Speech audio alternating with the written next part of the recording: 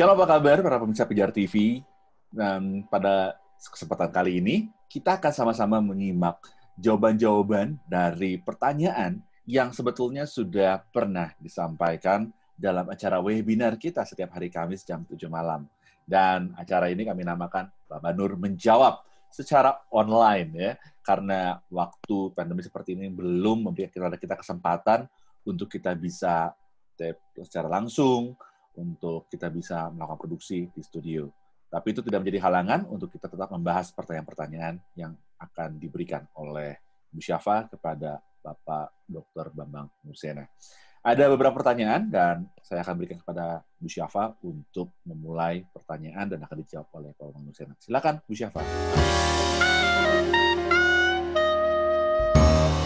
Dalam konteks perumusan Pancasila, apakah eksistensi agama-agama lokal juga tercantum di sana? Sebetulnya itu jadi perdebatan. Jadi pada saat perumusan pasal 29, ya, negara berdasarkan atas ketuhanan yang Maha Esa. Negara menjamin kebebasan bagi tiap-tiap warga negara untuk menganut agama dan kepercayaannya masing-masing. Nah, menurut anggota BPUPKI yang hadir itu kan ada waktu itu kan masih tajamnya faksi kebangsaan dan faksi Islam, ya. Kemudian kalau menurut Mr. Wongsonegoro yang disebut kepercayaannya itu kepercayaan terhadap Tuhan Yang Maha Esa. Jadi agama itu tidak hanya agama. Dalam hal ini agama dunia. Agama dunia itu agama yang penganutnya banyak itu. Nah, tetapi kemudian kalau menurut Bung Hatta, itu bukan kepercayaan di luar agama, kepercayaan terhadap agamanya itu. Itu perdebatannya seperti itu. Tapi kalau saya cenderung mengatakan itu ya kepercayaan di luar agama. Karena apa? Ya eksistensi orang-orang dengan kepercayaan kan waktu itu memang banyak juga di Dokore Cucun Bicosake BPUPKI itu banyak. Dan kemudian baru tahun 50-an diadakan yang namanya Departemen Agama. Kalau kita melihat tulisannya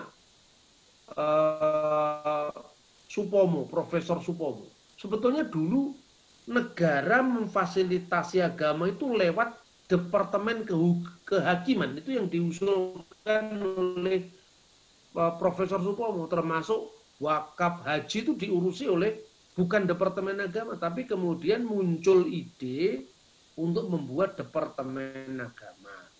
Lalu menteri yang pertama kali menjadi menteri zaman Bung Karno itu adalah Profesor Dr. Muhammad Haji Rasidi. Itu menteri agama kita yang pertama kali. Nah, setelah itu berkembang lagi. Ada semacam tarik-menarik antara agama lokal ini dengan agama dunia itu. Bagi agama dunia, agama mayoritas itu ingin supaya aliran-aliran kepercayaan itu disensus jadi agama, suruh milih Kristen apa milih Islam apa milih aslinya. Maka kemudian cenderung mensensus, ya. Misalnya Kaharingan yang sebetulnya itu kan agama tersendiri, disensus jadi Hindu. Kemudian juga mereka yang mencatatkan perkawinannya pada lembaga KUA atau Pengulu cenderung ditulis Islam, padahal enggak. Nah, yang menghebohkan apa? Jumlahnya aliran kepercayaan itu tahun 50-an itu luar biasa banyaknya. Jadi kalau disensus mungkin Islam tidak mayoritas itu. Kalau disensus itu. Kemudian mulai ada usaha-usaha agar mendefinisikan aliran kepercayaan itu dengan definisi agama dunia, agama universal ini misalnya.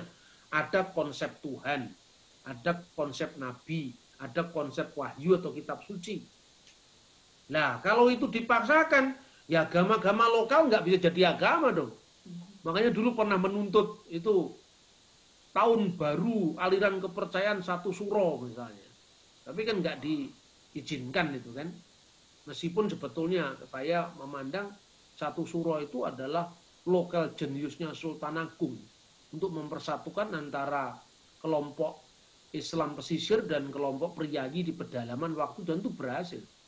Maka tanggal 1 Muharram mestinya itu tahun Saka 1555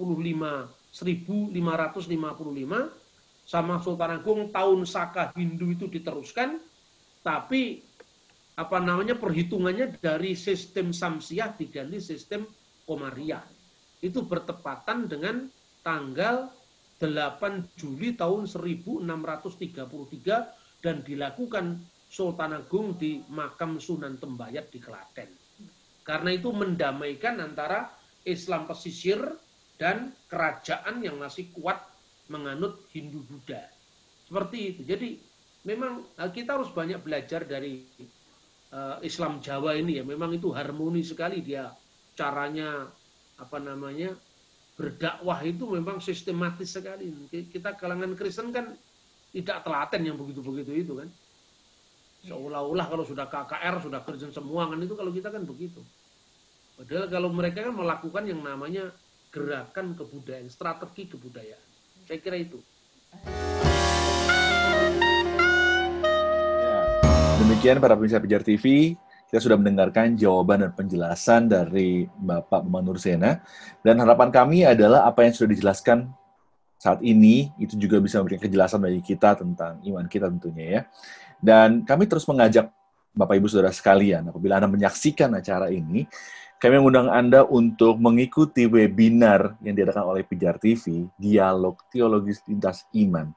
Adalah sebuah webinar untuk kita bisa lebih mengenal, lebih perdalam, dan mengerti tentang iman kita. Ada banyak topik menarik yang disampaikan oleh Dr. Bambang Nursena mengenai keimanan kita. Anda bisa ikuti setiap hari Kamis jam 7 malam waktu Indonesia Barat. Dan Anda bisa mengklik link untuk pendaftarannya di bit.ly/dialog lintas iman atau bit.ly/dialog lintas iman. Kami mengundang Anda untuk bisa mengikuti webinar ini agar Anda bisa mendapatkan penjelasan-penjelasan yang tentunya lebih dalam, lebih jelas, dan Anda juga bisa lebih mengimani apa yang Anda yakini sebagai umat Kristiani. Kami ucapkan terima kasih kepada Bapak Bambang Nursena yang sudah memberikan penjelasan kepada kita, dan kita akan bertemu lagi dalam acara Baba Nur Menjawab. Terima kasih. Tuhan Yesus memberkati.